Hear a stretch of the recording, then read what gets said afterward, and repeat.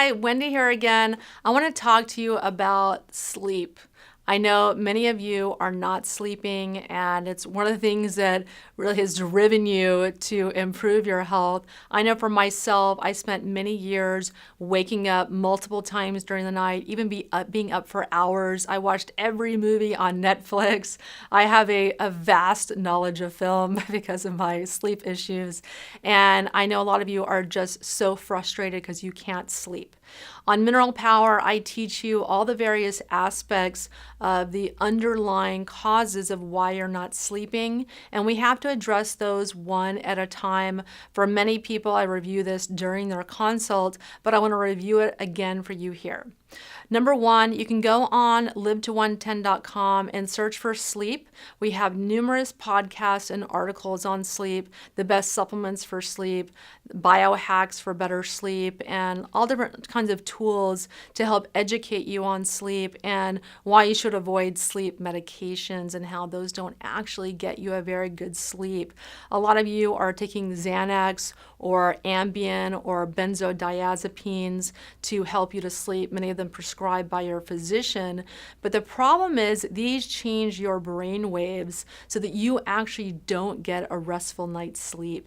And for many of you who have been taking those for years, you have been sleep deprived for years. Even though you wake up, you go into a very deep sleep, it's not a restful, restorative sleep.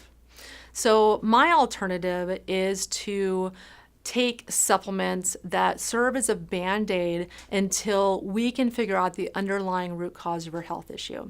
And number one is magnesium. Everyone needs to take magnesium every single day. And just like myself, when I first started taking magnesium, I couldn't believe how well I slept. I was completely blown away. It's so important because it relaxes your muscles and just relaxes your body so you can get that deep restorative sleep.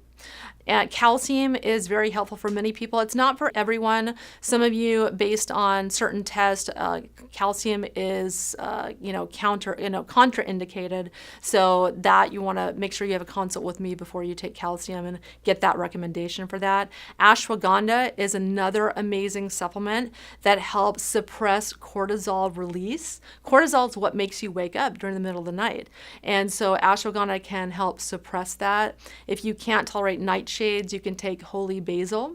There's also a supplement by Innate Response called Adrenal Response that has a number of adaptogenic herbs like holy basil and ashwagandha and schizandra berry. So that can be really helpful. We also have a supplement called Biotics Research Phenotropic. That serves to supply your body with GABA, which is a neurotransmitter that shuts off the stimulating neurotransmitters in your body like norepinephrine, epinephrine, dopamine that are stimulating you and keeping you awake or waking you up at night. And so many people that live a stressful life, they're stressed throughout the day, they use up all their GABA and then they don't have that breaks at the end of the day to shut down. So rather than taking Xanax, which depletes your body of GABA, it's better to supply and supplement your body with GABA in the form of the Biotics Research Phenotropic. It's one of my favorite supplements personally. And then there are other supplements like Myosedate by Designs for Health, Calm Response by Innate Response. These are all supplied in, instructions are supplied in detail on your supplement sheet under the section Sleep and Anxiety. And like I said, go onto the website, search for sleep, and you'll get a lot of other biohacking tips and tricks, including turning off media a couple hours before bed or using orange blocker nerd goggles to block out the blue light. So when you're looking at your cell phone or your television or your computer, you're getting blue light sent into your brain, and that shuts off melatonin production. Melatonin is essential to provide restful sleep. It begins being produced at 2 p.m. and increases until you go to bed, hopefully at 9 or 10 p.m., not 11 p.m. or midnight. So when you suppress that melatonin production, you're going to have a harder time falling to sleep. So I give you a lot of little biohacks and tips and tricks on the website to improve sleep. And then if you have infections in your body, like gut infections are very, very common, your immune system is fighting those at night when you're resting. And when it's fighting that battle, your body will release cortisol, and that can wake you up. So we address infections on the program, including parasites.